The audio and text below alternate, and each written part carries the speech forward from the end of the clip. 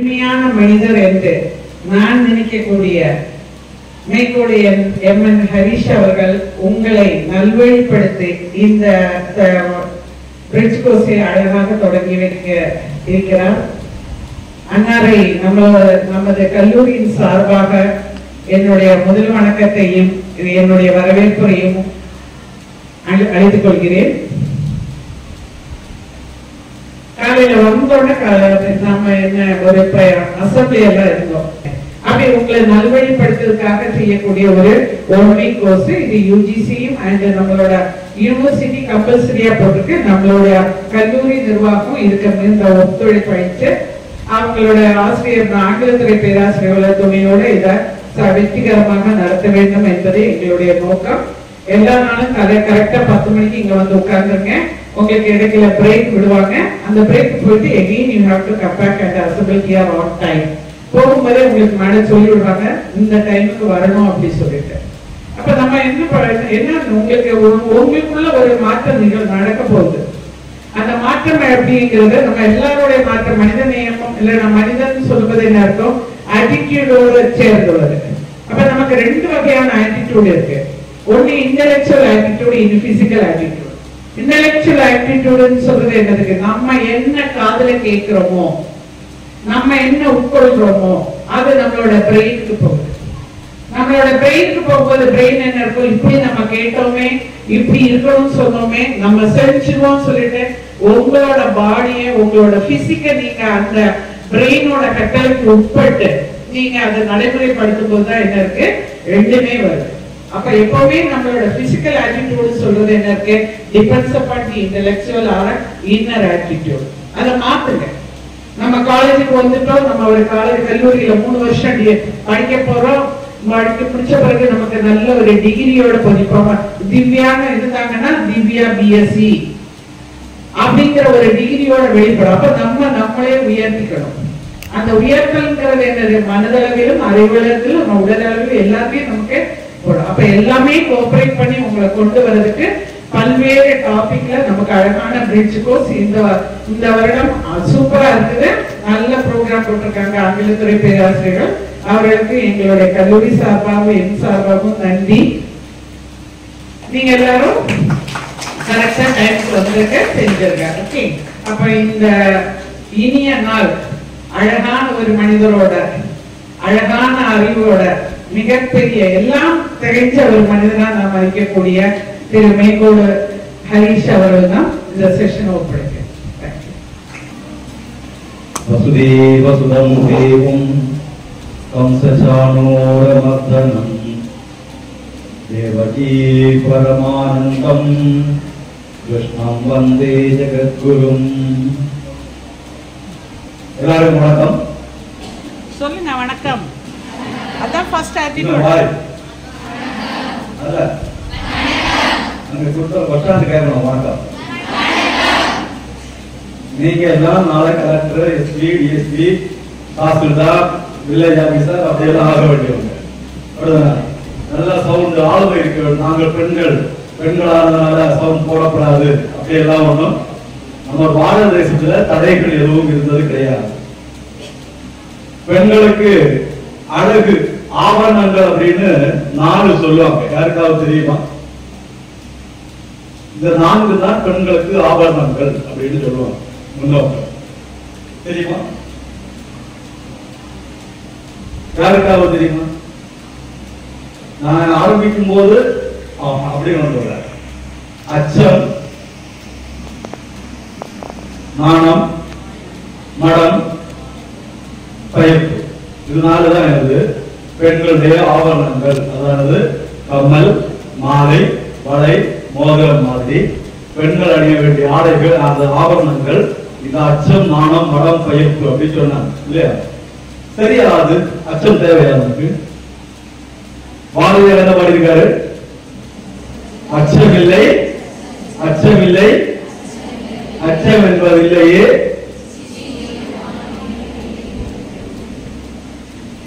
உங்களை பார்த்து அச்சம் இல்லாதவருக்கு. உச்சி மீது வானிடிந்து வீழ்கின்ற போதிலும் பாரசாலை தெரியுமா? நம்ம பக்கத்துல கேரளா. அங்க ஒரு நிகழ்ச்சிக்கு நான் நண்பனுமா போயிருந்தேன். போகும்போது அங்க பாரதியாருடைய பிறந்த நாள் விழா நடந்தது. கவிதை போட்டி, பாரதியார் சொன்ன கவிதைகளை ஒப்புவித்தல், அதுல போட்டி நடந்துருக்கு. என்னுடைய நண்பன் வந்து ரொம்ப கவிதையில இன்ட்ரெஸ்ட் ஆனான்.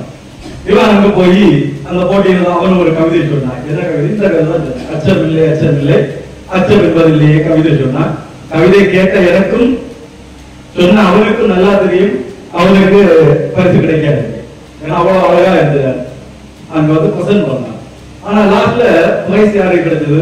முதல் பரிசு அந்த பையனுக்கு தான் கிடைச்சது. எனக்கு ஒரு ஆச்சரியம். நான் போய் அந்த ஆர்கனைசர்ஸ் கேட்டேன், ஏன் அந்த பையன் கவிதை ரொம்ப மோசமா தானே சொன்னான், ஏன் அவருக்கு பரிசு கொடுத்தீங்க அப்படின்னு. கவிதை கொஞ்சம் மோசமா தான் சொன்னான், ஆனா எல்லா வரிகளும் சொன்னாங்க. அதுக்கு மேல அவன் அச்சன் இல்லைன்னு சொன்னான். பாத்தீங்களா என்ன இல்லை? அச்சன் இல்லாத அப்பா இல்லாத பிள்ளை இல்லையா, அதனால பரிசு கொடுத்தோம். அச்சன் இல்லை அச்சன் இல்லை. புரியுதா? கவிதைகள் பாரதியார் கவிதை இப்படிதான் புரியப்பட்டிருக்கணும். நீங்க அப்படிதான் இருக்கீங்க நினைக்கிறேன். சத்தமா இனர்ஜியா இருக்கணும். இப்பதான் அச்சம் ஆனா மனப்பெயர்ப்பு 4 சொன்னேன் இல்லையா? அச்சம்னா என்ன தெரியுமா? பயம். என்ன பயம்? அந்த ஒரு கமலஹாசன் சினிமா, எளிய கண்டா பயம், நடந்தா பயம், நின்னா பயம், இருந்தா பயம், அந்த பயமா?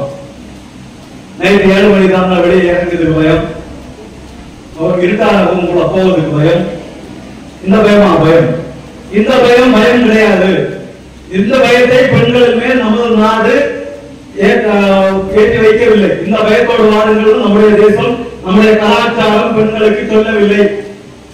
அது பயம் அப்படின்னா, அச்சம் அப்படின்னா பிறர் நம்மை தவறாக பேசக்கூடிய அளவுக்கு வாழ்வதற்கு அச்சப்பட வேண்டும். புரியுதா?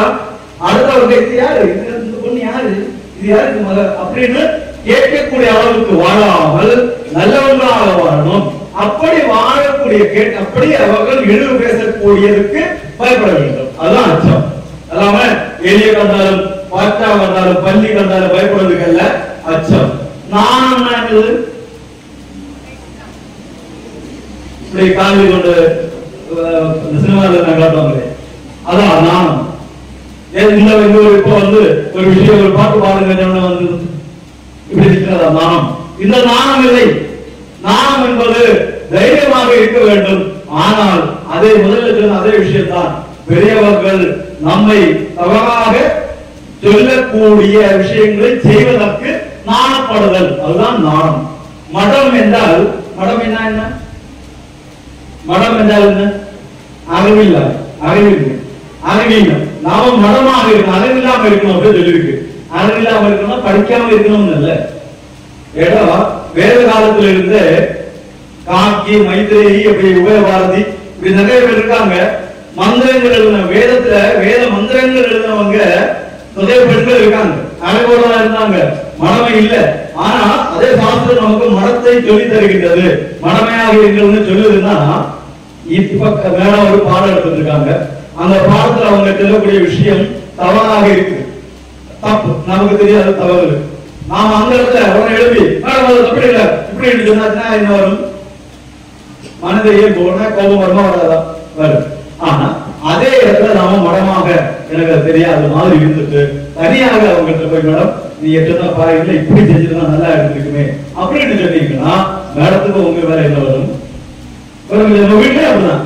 அப்பா ஒரு மாமா கிட்ட ஒரு விஷயத்த போய் பேசிக்கிட்டு இருக்குதா, யாரும் ஊர்ல உள்ளவங்க வந்து பேசிக்கிட்டு இருக்காங்க ஒரு விஷயத்துக்கு, அது இப்படி செஞ்சா நல்லா இருக்குன்னு நமக்கு தெரியும். ஆனா நாம அங்க பேச போனோம் வச்சிருக்க, அந்த டக்குன்னு போய் அப்பா எப்படி செய்யுங்க அப்பா, கோபம் வருவாங்களுக்கு எல்லாருக்கும் போகும். அப்ப சமயம் கிடைக்கும் போது அதை சரியான விதத்துல அதை பேசும்போது அதை நாம பாராட்டணும். அப்படி நாம மரமாக இருக்கிறோம். புரியுதா? பயிர்ப்பு அப்படின்னா நல்ல பயிர்னா விவசாயம், வளர்த்தல். நாம நம்முடைய வாழ்க்கை என்பது நம்முடைய வாழ்க்கை மட்டுமல்ல, நாம புதிய சந்ததிகளை வளர்த்தெடுக்க வேண்டியவர்கள். அப்போ நாம நல்லவர்களாக வாழ்ந்து புதிய சந்ததிகளை வளர்த்தெடுக்க வேண்டும். அப்படி அச்சம், நாணம், மடம், பயிர்ப்பு என்கிற 4 ஆவரணங்கள் தான் பெண்களுக்கு அணிகளாக நம்முடைய முன்னோர்கள் சொன்னார்களே தவிர, எதற்கண்டால பயப்படுவது, எங்க போவதற்கு நாணப்படுவது, விவரம் இல்லாத மாதிரி இருந்து கொள்வது அதுக்காக சொல்லவில்லை. சரியா?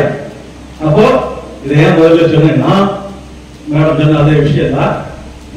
முதல் ஆண்டு மாணவர்கள் முன்னாடி வந்துடும். யோசிச்சு யோசிச்சு யோசிச்சு திரும்ப திரும்ப சொல்ல வச்சு ஆசிரியர்கள் என்பவர்கள் நீங்க ஸ்கூல்ல வந்திருப்பீங்க, பிளஸ் டூ எக்ஸாம் லேப்ல போட்டு வாங்கிருப்பாங்க, கஷ்டப்பட்டுருப்பீங்க. ஆஹா நமக்கு சுதந்திரம் எப்ப கிடைக்கும்? காலேஜ்ல போன உடனே நமக்கு இது சுதந்திரம் தான் அப்படின்னு நீங்க நினைச்சீங்கன்னா கண்டிப்பா கல்லூரி வாழ்க்கை உங்களுக்கு என்ன இல்ல, சுதந்திரம் அல்ல. ஒரு அழகான கூண்டு, அங்க இருந்த கூண்டோட அழகான கூண்டு. அப்படியே கல்லூரி வாழ்க்கையை உங்களுக்கு கூண்டு அமைக்கலைன்னா நீங்க ஒரு கூண்டு உண்டாக்கி அதுக்குள்ள உட்காந்து. ஏன்னா இந்த கல்லூரி வாழ்க்கை உங்களை பண்படுத்தக்கூடிய காலம். ஒரு 13 அதிலிருந்து தொடங்கும் டீன் ஏஜ். எப்போ வரைக்கும்? 19 வரைக்கும் டீன் ஏஜ். இந்த டீன் ஏஜ்ங்கிறது ஆணானாலும் சரி பெண்ணானாலும் சரி மனசுக்குள்ளார உடம்புல ஹார்மோன் வித்தியாசத்தால பலவிதமான எண்ணங்கள் பலவிதமான பார்வைகள் பலரும் வரக்கூடிய காலம். அதுலயும் டீனுடைய உச்சகட்டம் 18, 19. இந்த 17, 18, 19 காலத்தில் நம்ம காலேஜுக்குள்ளார வருகின்றோம்.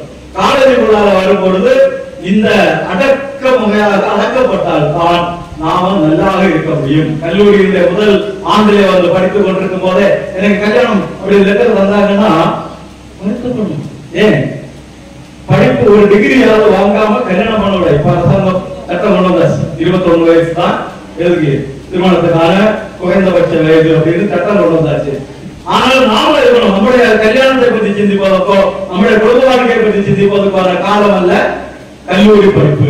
கல்லூரி படிப்பு என்பது நம்முடைய மேன்மைக்காக, உங்கள் ஒவ்வொருவருடைய வாழ்க்கையுடைய மேன்மைக்காக சிந்திக்கக்கூடிய காலம். அந்த காலத்தை கொஞ்சம் தெய்வீகமாக, கொஞ்சம் தேசபக்தியோட, கொஞ்சம் ஆன்மீகமான விஷயங்களை சேர்த்து பக்தியோட வாழ வேண்டிய காலம். இந்த முதல்ல அந்த இறைவணக்கம் பாடும்போது அந்த சகோதரி ஒரு பாட்டு பாடினாங்க. அது என்ன பாடல் தெரியுமா? அது என்ன மந்திரம்?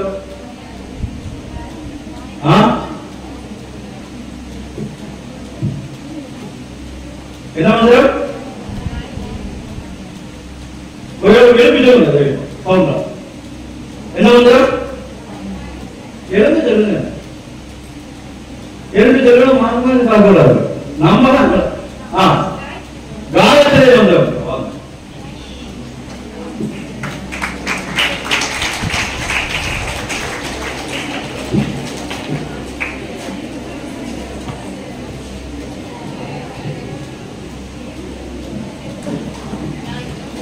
காயத்ரி மந்திரம். காயத்ரி மந்திரம் நம்முடைய பாரத கலாச்சாரத்துடைய மிக உன்னதமான மந்திரம். இந்த காயத்ரி மந்திரத்தை மட்டும் இப்ப நான் உங்க முன்னாடி நின்றுட்டு இருக்கேன். எனக்கு ஏதாவது சிச்சுவேஷன், எனக்கு ஏதாவது கஷ்டம் முன்னாடி இருக்குது அவங்களுக்கு. நீங்க இன்னும் 1000 பேர் இருந்தாலும் இந்த மேடையில வந்து ஒண்ணுமே சிந்திக்காது. நான் ஒண்ணுமே உங்கள்கிட்ட என்ன பேசணும்னு நான் நினைச்சிட்டு நீங்க வரப்போ அவங்க காயத்ரி மந்திரம் சொன்னாங்க. நான் காயத்ரி மந்திரத்தில் ஆரம்பிக்கலாம் அப்படின்னு நினைச்சேன். ஏன்னா காயத்ரி மந்திரத்தை தினசரி நாம 108 தடவை சொல்ல வேண்டும். காலையில் எழுப்பி 108 தடவை சொல்ல வேண்டும். காலையில எத்தனை மணி? ஒரு 8 மணி வச்சுக்கோங்க. 7 மணி, 6 மணி, 5 மணி, 4 மணி தான் காலை. 4 மணிக்கு எழுப்ப வேண்டும். தினசரி 4 மணிக்கு நாம எழுப்பணும். தினசரி 4 மணிக்கு எழுப்பணும்னா எத்தனை மணிக்கு தூங்கணும்? 9 மணிக்கு தூங்கணும். 9 மணிக்கு தூங்கணும்னா எத்தனை மணிக்கு சாப்பிடணும்? 7 மணிக்கு சாப்பிடணும். 7 மணிக்கு சாப்பிட்டு 2 மணி நேரம் கேப் கொடுத்து அது தகிக்கிறதுக்கான தகனமாவதுக்கான டைம் கொடுத்துட்டு 9 மணிக்கு தூங்கி 4 மணிக்கு எழுப்பி என்ன செய்யணும்? 9 மணிக்கு விட்டு ஒரு வாட்ஸ்அப் எல்லாம் பார்த்துருக்கலாம். நாம இப்ப தூங்குறதே நேரத்தை 12 மணி 1 மணி தானே. நாம கண்ணு தன்னால தூங்கும் வரைக்கும் நாம என்ன மாட்டோம், தூங்க மாட்டோம். அப்படிதானே? நிறைய எவ்வளவு போனுக்கு டிஸ்பிளே போயிருக்கணும் தெய்வத்துக்காக தெரியும். அப்படியே கையில எடுத்து பார்த்து கையில இருக்கிறவங்களுக்கு டிஸ்பிளே அடிச்சு போற நிறைய போன் உங்களுக்கு இருக்கும். தூக்கம் அப்படி வந்தா தான் நாம தூங்குவோம். அப்படி தூங்க கூடாது. 10 மணிக்கு மேல தூங்காம இருக்க கூடாது ஒரு மனிதர். நம்ம முன்னாள் வாழ்ந்தாங்க ஆரோக்கியமா. அந்த காலத்துல மாதாளத்துல ஒரு பிபிகே ஆஸ்பத்திரி, கலைகால ஐசோக் ஆஸ்பத்திரி, இப்படி ஆஸ்பத்திரி கொஞ்சம் தான் இருந்தது. இன்னைக்கு கலைகால மாதாளம் வரைக்கும் போகக்கூடாது. ஒரு 50 ஆஸ்பத்திரியாவது இருக்குமா இல்லையா? ஏன் அந்த காலத்துல பல்ல ஆஸ்பத்திரி கிடைப்பா. மாதாளத்துல ஒரு திரவியம் ஆஸ்பத்திரி இருக்கும், அந்த பல்ல ஆஸ்பத்திரி. அங்க பல்லு பிடிக்கிறதுக்கு 50 ரூபாய். இன்னைக்கு பல்ல ட்ரீட்மெண்ட்னாலே 500 ரூபாய் தான் முதல்ல. ஆனா நம்ம கருவி வந்தாச்சுன்னா ஒரு பராசரி எழுதுவோம் எழுதுவோம். ஆனா பல்வெளி குறைஞ்சதா, நோய் குறைஞ்சதா? நாம அந்த காலத்துல பல் தேய்ச்சிட்டு இருந்தோம். நீங்க எல்லாம் தேய்ச்சிக்க மாட்டீங்க, நாங்க எல்லாம் தேய்ச்சோம். உமிக்கறி தெரியுமா? நெல்லுனா என்ன தெரியுமா? தெரியுமா? சந்தோஷம். நெல்லுடைய அந்த அரிசி நீக்கி வரக்கூடிய உமி, அதை சுட்டு அதுக்கு உப்பு சேர்த்து கரியும் சேர்த்து விலகி ஒரு குழுவேல போடும். காலையில இருந்து இதை எடுத்துதான் என்னது பல் விளக்கு கைதான் புகழ்ச்சி. அப்புறம் நாளைக்கு அவங்க என்ன சொன்னாங்க, கண்ட்ரி ஃபெலோஸ். இவங்கெல்லாம் வருது கண்ட்ரி ஃபெலோஸ். இதை எப்படி அதைக்கிறது பிரஷ் கொண்டு வந்தாங்க. அது வாய்ப்பு எங்க வேண்டுமானாலும் செய்யும் அப்படி சொன்னாங்க. அப்படி ஒரு பிரஷ் கொண்டு வந்தாங்க. அடுத்து பேஸ்ட் கொண்டு வந்தாங்க. பேஸ்ட் அப்படி வாய் எந்த பேஸ்ட்ல நிறைய மரம் வருதோ அதுதான் என்னது நல்ல பேஸ்ட். அப்படிதானே? எந்த சோப்பு நிறைய மரம் வருதோ அதுதான் நல்ல சோப்பு நம்ம நினைச்சிட்டு இருக்கோம். உடம்புல தேய்க்க நம்ம எவ்வளவு சோப்பு அப்படிதானே காட்டுறேன். நேற்றைக்கு ஒரு சோப்பு புதுசா உண்டாகி வருது. அதுக்கு ஒரு 19 வயசு பொண்ணு மேல தேய்ச்சிட்டு எதுக்கு மேனி அடைகின்ற சோப்பு. நீங்களும் அதை நம்பி போட்டாங்க விளம்பர காலத்துக்கு போய் அப்ப இந்த பேஸ்ட் அப்படிதான்.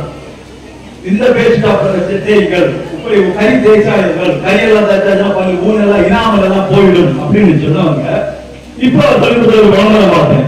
ஒரு நாள் பார்த்து போல பல்லு தேடிட்டு இருக்கான். அந்த கதவை சவுட்டி குழந்தை சொல்லுவாங்க உங்கள் பேஸ்ட் உப்பு,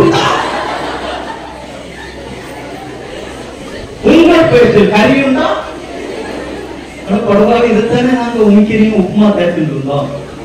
அப்போ எங்க கண்ட்ரி ஆகிட்டு இப்போ ஒரு கதவை நடத்துதலுக்கு உங்கள் பேஸ்ட்ல உப்பு இருக்கா? ஓஹோ, உப்பு இல்லாததுதான் பஞ்ச பிரச்சனை காரணமோ அந்த பேசணும். அவங்க கறி இல்லாத மாவிலை கரைச்சி அதை முடக்கி எந்த கிருமியும் வாங்கி இருக்காது. பல்லாசரி கவர் இந்த பேஸ்ட் எல்லாம் வந்த போதுதான் பல்லாசரி என்ன இருந்தாச்சு. எனக்கு தோணும் இந்த பேஸ்ட் கூட தான் கிருமியை வச்சு விடுவாங்களோ பல்லாசரி. புரியுதா? இப்படி விளம்பரம் இருப்பாங்க. அதனால கால் எழுப்பி இந்த தூங்குறதுக்கு நைட்டு தூங்குறதுக்கு 10 மணிக்கு மேல ஆகப்படாது. காலையில் எழுப்பதுக்கு 4 மணிக்கு மேல ஆகப்படாது. 4 மணிக்கு மேல 4 மணியில இருந்து 5 மணி வரைக்கும் உள்ள நேரத்தில் எழுப்பக்கூடியவங்க யோகிகள். யோகினா என்னது? வாழ்க்கையை சரியான விதத்தில் வாழக்கூடியவர்கள் யோகிகள். அவங்க எந்த பிரச்சனை வந்தாலும் அவங்களுடைய மனம் ஸ்டேனாகும், சஞ்சலப்படாது. அப்படி பண்ணலாமா, இப்படி பண்ணலாமா? நாம அப்படித்தானே தேவிமரத்துல போலாமா, மாணிக்ஷால போலாமா, நாக்காரத்துல போலாமா அப்படிலாம் யோசிச்சுட்டா கடைசியில எங்க வந்தோம் தேவிமரத்துல. அங்க லேடிஸ் காலேஜ்ல நமக்கு ஷைன் பண்ணலாம். இங்க வந்து பேக் பேஜ்ல இருந்து பார்த்தா பிரச்சனை முன்னாடி வந்துருக்கு அப்படின்றது. அப்போ இப்படி நாம ஏதோ சஞ்சலப்படாம நான் இதுதான் படிக்க போவேன், நான் இதுதான் ஆக போவேன் என்ற லட்சியத்தை தருவது யோகிகள். 4ல இருந்து 5 வரைக்கும் தூங்கில் எழுப்பக்கூடியவங்க யோகிகள், 5ல இருந்து 4 வரைக்கும் எழுப்பக்கூடியவங்க போகிகள். போகினா சுகபோகம் எழுப்பக்கூடியவங்க. அப்பதான் இல்லையா சுகபோகிகள். 6ல இருந்து 7 வரைக்கும் எழுப்பக்கூடியவங்க ரோகிகள். ரோகினா நோயாளிகள். 7க்கு மேல எழுப்பக்கூடியவங்க எல்லாம் துரோகிகள். நீங்க இதுல எந்த கல் அப்படின்னு நீங்களே நினைச்சு பார்த்துருங்க. முன்ன வர வாழ்க்கை முன்னுக்கு படிப்பு என்பது, அறிவு என்பது நம்மை முன்படுத்துதல், முன்னேற்ற செயல். தந்தை மகன் காட்டும் உதவி அவையத்து முந்தி இருப்ப செயல். அப்பா பிள்ளைக்கு செய்ய வேண்டிய உதவி என்னது? ஒரு அவையில முன்ன உட்கார வைக்கிறது. உங்க அப்பா உங்க ஒன்று சேர்த்தாச்சு, காலையில முன்ன உட்காரு. இங்க முன் சீட்டுக்காக அடி நடக்கணும். நாம இதுக்காக கிடைக்கும், லாஸ்ட் சீட்டுக்காக வேண்டி அடிக்கும். கிளாஸ்லயும் அப்படிதான். முன்னாடி ஒரு பிள்ளை சத்தம் போடுறது, அப்பா எனக்கு ஏன்ப்பா அனிதான் பேர் வச்சீங்க, எனக்கு ஒரு எஸ்ல சுழிதான ஏதாவது பேர் வச்சு கூடாது அப்பா. ஏன்னு கேட்டா அனிதான் முன்னா உட்கார்ந்து வேண்டாம். ஃபர்ஸ்ட்ல வரும் பிராக்டிகல்ல 10 போயிருக்கு, எல்லாமே 10 போது ஏன் பாரு பண்ணீங்க அப்படியா? எங்கேயும் முன்னுக்கு வருவது, வாழ்க்கையில முன்னுக்கு வருவதற்கு நாம முயல வேண்டும். அதுக்கான வசதியை செய்து தருவது அப்பாவாக இருக்க வேண்டும். அந்த பெற்றோர் மாதிரி அடுத்த பெற்றோர்கள் தான் ஆசிரியர்கள். இப்போ ஓம் கோகோ சொல்லா, ஓம் கோகோ சொல்லா தத் சவிதோ வரண்யம் பர்கோ தேவஸ்ய தீமஹி தியோ யோன பிரச்சோதயாத். கோகோ சொல்லா என்னது? காரணம் காயத்ரி மந்திரத்துக்கு பொருள் சொல்ல முடியும். காயத்ரி மந்திரத்துக்கு பொருள் என்ன சொல்ல முடியும்? தப்பா போச்சு பயப்படவே வேண்டாம். அடிக்க மாட்டேன், திட்ட மாட்டேன். பார்க்கத்தான் கொஞ்சம் கடவுளா இருக்கு. கடவுள் ஏதோ கோபத்தில் இருந்த டிசைன் பண்ணியிருப்பாரு. உள்ள பால் போல மனசு தப்பா எழுதி சொல்லலாம். ஏன்னா நாம எல்லாம் ஜான்சி ராணி லட்சுமி பாயுடைய வம்சத்தினர், அகல்யாபாய் ஹோல்கருடைய வம்சத்தினர். ஆட்சி கலந்து இந்த பக்கம் டோக்ராவுடைய படை வந்ததுன்னா கந்தல் அவ்வளவுதான் அப்படின்னு மெசேஜ் அனுப்பக்கூடிய அளவுக்கு தைரியமாக இருந்தார். இது எந்த நிலையிலும் என்னுடைய உடம்பை ஆங்கிலேயர் கொள்ளாமல் காத்துக் கொள்ளுங்கள் என்று தைரியமாக சொல்லி ஆங்கிலேயர்களை வெட்டி வீழ்த்திய ஜான்சி ராணி அகல்யாபாய் போல சொன்னவர். தாய்மார்கள் சகோதரிகள் அப்ப எப்படி இருக்கணும்? எத்தனை இருக்க வேண்டாமா? யாருக்கு சொல்ல முடியும்? எழுதி சொல்லணும். எப்ப என்ன சொன்னாலும் எழுதி சொல்லணும்.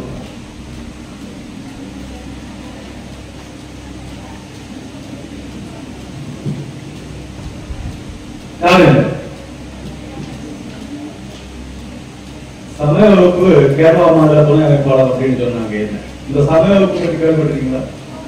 யாரும் நான் சமய வகுப்பு போகிறீங்க? காயத்ரி மந்திரத்துக்கு பொருள் சொல்லுங்க பாபு. இன்னைக்கு தான் போறேன்.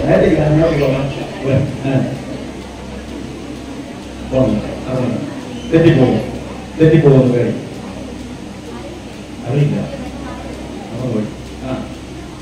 அப்படிங்களா? அங்க இங்க வேற கையில போச்சு. எல்லாருக்கும் தெரியும் எக்ஸ்போர்ட் பண்ணதுக்கு ஒரு தயக்கம்.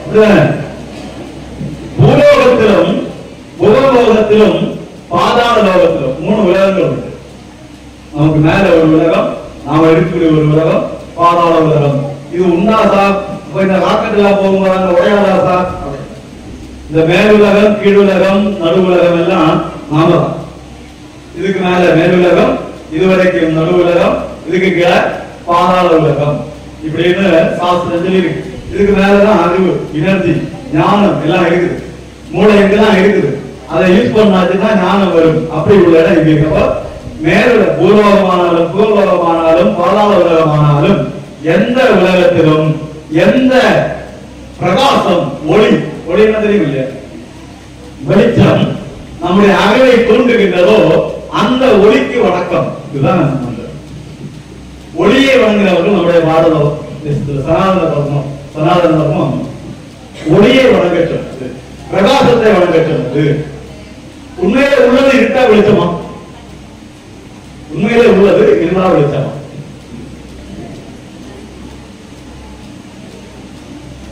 உண்மையில உள்ளது இருந்தா வெளிச்சமா? இந்த உலகத்துல எங்க இருந்தா வெளிச்சமா?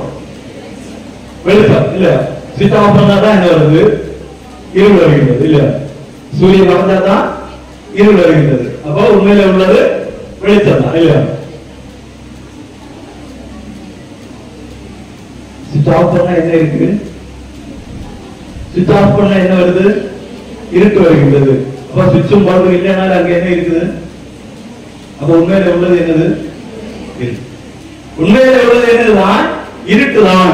சூரியனும் சந்திரனும் வந்து அங்கே வெளிச்சத்தை தருகின்றது. அவர்கள் போனால் அங்க என்ன வரும்? இருட்டுதான் வரும். கண்களை முடிப்பாங்க, ஒரு நிமிஷம் கண்களை முடிப்பாங்க, ஒரு செகண்ட். அங்க என்னதான் தெரியுது? இருட்டுதானே தெரியுது. யாருக்காவது வெளிச்சம் தெரியுதா? நீல வெளிச்சம், வெள்ளை வெளிச்சம் ஏதாவது தெரியுதா? இல்ல இல்ல, எல்லாம் இருட்டுதானே தெரியுது. உண்மையில உள்ளது இருட்டுதான். அந்த இருட்டை நீக்குவதற்கு நாம என்ன செய்யணும்? ஜோதி ஏற்க வேண்டும், வெளிச்சம் வேண்டும். ஆகவேதான் நாம எந்த நிகழ்ச்சிகள் நடந்தாலும், அதுல குழந்தை பிறந்தாலும் சரி, குழந்தைக்கு பர்த்டே கொண்டாடினாலும் சரி, குழந்தைக்கு நூலு கட்டானாலும் சரி, கல்யாணம் ஆனாலும் சரி, இனி நாட்டுல மரணமானாலும் சரி, எல்லா நேரத்திலையும் நம்முடைய பாரத கலாச்சாரம் விளக்கு கொடுத்திருக்கிறது. நிலவு கேட்டுப்பாங்க, ஒரு விளக்கு கொடுத்துட்டா எந்த சடங்கு செய்வாங்க. அங்க சாட்சியார் தான் கல்யாணம் கூட என்ன சாட்சி தான்? அக்னி சாட்சியாகத்தான் கல்யாணம். அந்த அக்னிக்கு தீபத்துக்கு அவ்வளவு பெருமை உண்டு. சுத்தப்படுத்தக்கூடிய விஷயங்கள் நமக்கு எதெல்லாம் வச்சு சுத்தப்படுத்தலாம்? இல்லதான் அழுக்கா இருக்கு, தண்ணி விட்டு என்ன செய்யலாம்? கழுவலாம். தண்ணியை விட்டு கழுவி சுத்தமாக்கும் போது அந்த தண்ணி என்ன ஆகும்? தண்ணி அழுக்காகும் இல்லையா? தண்ணி அழுக்காகும். அது யூஸ் பண்ண முடியுமா? காற்று வீசி செய்யலாம்.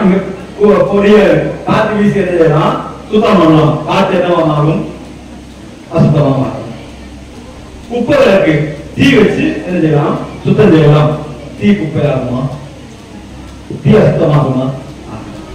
இந்த உலகத்திலேயே அசுத்தமாக்க முடியாத ஒண்ணே ஒண்ணு தீ, நெருப்பு தான். அந்த நெருப்பு தான் சுத்தமானது, அந்த நெருப்பு தான் புனிதமானது, அதுதான் பவித்திரமானது.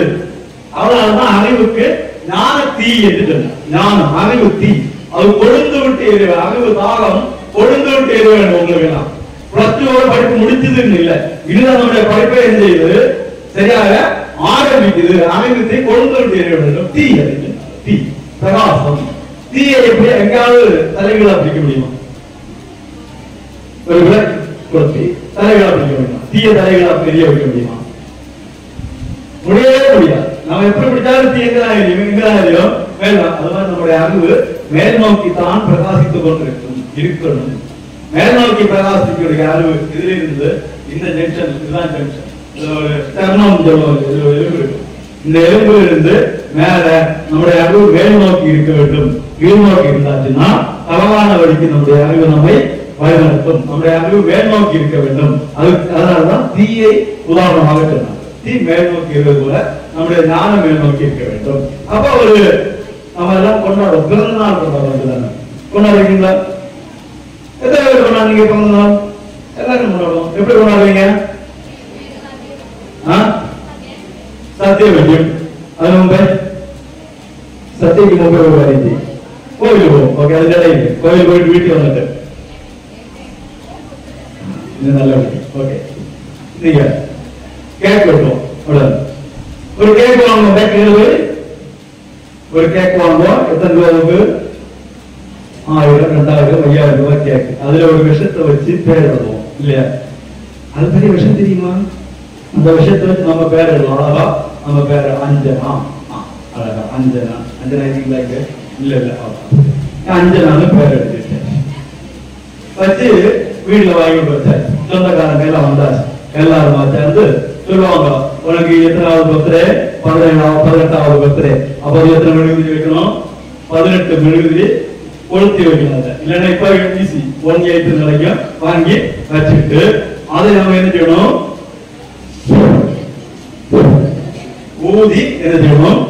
அணைக்க வேண்டும். இங்க இப்ப வந்து என்னன்னா, உலகத்திலும் உலகத்திலும் ஆகாய உலகத்திலும் எந்த அறிவு, எந்த ஜோதி நம்மை பிரகாசிக்க செய்கின்றதோ அந்த ஒளிக்கு வணக்கம் அப்படின்னு சொன்ன வணங்குன நாம இங்க விளக்கு என்ன செய்யும்? ஊதி அணைக்கிறோம். சரியா தப்பா?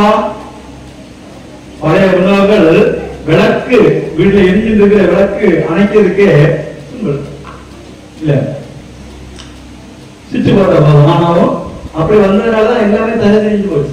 நாம வந்து விளக்க தலைகளா போட முடியாது. எல்லா விளக்கு தலைகளா புரியுதா? எல்லாமே இந்த எலக்ட்ரிசிட்டி கண்டுபிடிச்ச உடனே கலாச்சாரமே போயிருக்கு. முன்னாடியெல்லாம் பெண்கள் உட்கார்ந்து என்ன செய்வாங்க? உரல்ல குழவையை போட்டு ஆட்டி மாவு உருவாங்க. இன்னைக்கு அப்பா என்ன செய்யுது? உரல் அப்படியே இருக்கும், குழவை என்ன செய்யும்? சுற்றும். இன்னைக்கு கிரைண்டர் போடும் போது குழவை அப்படியே இருக்குது, உரல் என்ன செய்யுது? எல்லாமே தலை விரிஞ்சு போச்சு. அதே மாதிரிதான் இங்க தலை விரிஞ்சு ஒளியை வணங்குறவங்க விளக்க பழைய பாட்டி மாதிரி பார்த்தா அடுப்பு ஒரு குழல் வச்சிருப்பாங்க. பாத்தீங்களா? இது வச்சுதான் ஊதுவாங்க. அது எதுக்கு? தீ நல்லா பட்டதுக்கு அப்பதானே. அப்படி கிடையாது. நாம ஊதும் போது நம்முடைய வாயிலிருந்து எச்சில் அந்த தீயை விடக்கூடாது. அது தேவி, அது தெய்வம். எச்சில் அக்னி தேவதை. அதனாலதான் அவங்க இந்த குடலை வச்சு ஊதுனாங்க. நாம அதை பார்த்து போதும். அதுதான் அது பிரச்சனை இல்லை. இல்ல ஒரு கண் காய்ச்சா போதும். எல்லாமே நாகரீகம் வளர வளர இந்த மாதிரி விஷயங்கள் அழிஞ்சு போச்சு. விளக்க வீட்டுல விளக்கேற்றி இருக்கின்றது. அந்த விளக்கை என்ன செய்யணும்? அணைக்கணுமா நிறுத்தணுமா? அமர்த்தணும். அமர்த்தணும். விளக்கு அமர்த்தியான்னு கேட்பாங்க.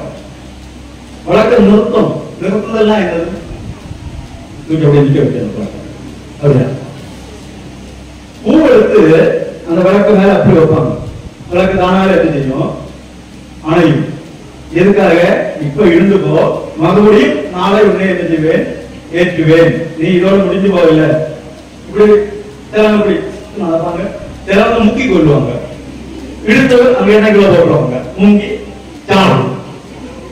இதெல்லாம் சாதாரண விஷயம் கிடையாது. இப்படி மாறி மாறி சின்ன சின்ன விஷயங்கள் மாறி மாறிதான் நம்முடைய கலாச்சாரமே பண்பாடே நம்ம விட்டு போறது, முக்கி போகிறது. வீசிய நமக்கு முன்னால நமக்கு அவங்களை அப்படியே இருக்கும். இப்படி வரும் கோபம் வரும்லையே வரும். அதே அந்த லட்சுமி தேவிக்கு வரும், அந்த விளக்கு அக்னி தேவிக்கு வரும்.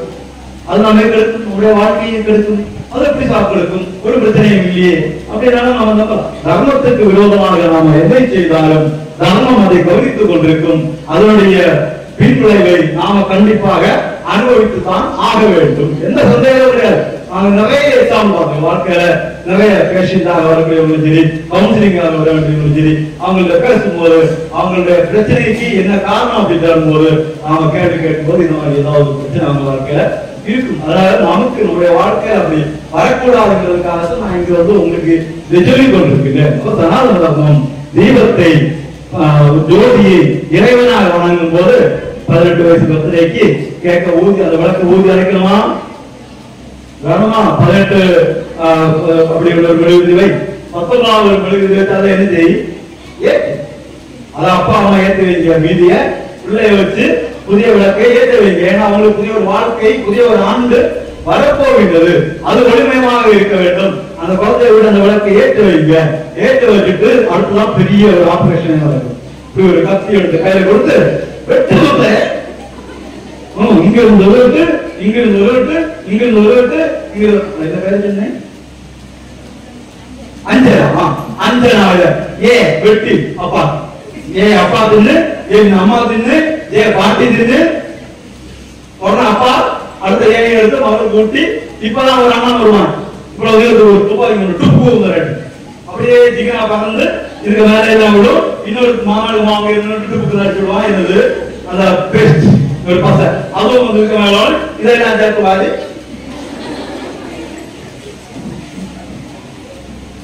எவ்வளவு ஆசையாக எவ்வளவு யோசிச்சிருவாங்க நம்ம அப்பா அம்மா. அஞ்சனான்னு பேர் போறதுக்கு அப்படிதானா? பிள்ளைக்கு பேர் போதியா அஞ்சனா ஏடி. அப்ப பிள்ளை காசுல எங்க வருவா? 7 வருவா, 10 வருவா. அப்ப வாழ்க்கையில வருவா 10 வருவா. இப்படிலாம் யோசிச்சுதான் அந்த பேரை போட்டுருவாங்க. அந்த பேரை அழகான அந்த பேரை எழுதி வச்சுட்டு நம்ம கையாலே எவ்வளவு மோசமான கலாச்சாரமாக நம்முடைய நாட்டுல இந்த கலாச்சாரம் புகுந்து வந்து கொண்டிருக்கிறது. Happy birthday to you.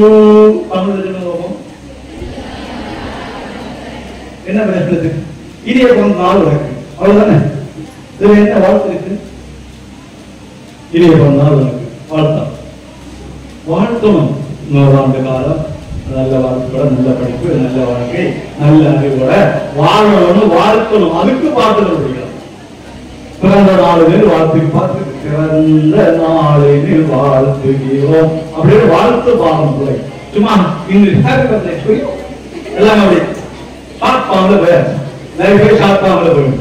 அப்போ நம்முடைய கலாச்சாரம், நம்முடைய தேசம், நம்முடைய தர்மம் என்ன சொல்லுகின்றது என்பது ஒரு ஸ்ரீதேவி குமாரி கல்லூரியிலே படிக்கக்கூடிய பிள்ளைகள் இந்த கல்லூரியிலிருந்து வெளியே போகும் பொழுது தன்னுடைய கலாச்சாரத்தை, தன்னுடைய பண்பாட்டை, தன்னுடைய விழுமியங்களை, தன்னுடைய பூர்வீகத்தை தெரிந்த பிள்ளைகளாக வெளியே போகணும். நேற்று முன்னாள் இந்த ஒரு வாரத்துக்குள்ளார நம்முடைய பாரத தேசத்துல ஒரு முக்கியமான ஒரு நிகழ்ச்சி நடந்தது. சொல்லுங்க பார்ப்போம். யாராவது சொல்லுங்க பார்ப்போம். யோகா அது உலக நடந்திருக்கு. அதெல்லாம் பாரத இந்தியாவில் ஒரு முக்கியமான ஒரு நிகழ்ச்சி நடந்தது. இப்ப எலெக்ஷன் முடிஞ்ச நாளாச்சு. விளக்கு போட்டியா பாரதம் முழுக்க நம்ம பாரதமே பெருமைப்படக்கூடிய ஒரு விஷயம் நடந்தது. யாரும் பேப்பர் படிக்கிறது, டிவி பார்க்கிறது நல்ல விஷயமா இருக்கிறதா? நாம டிவி பார்ப்போம்.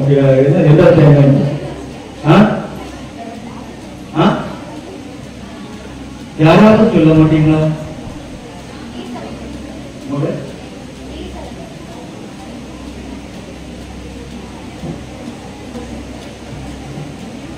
ஒரு யூனிவர்சிட்டி ஓபன் ஆச்சு. நலந்தா யூனிவர்சிட்டி பீகார்ல ஓபன் ஆச்சு. இது ரொம்ப தெரியுங்க.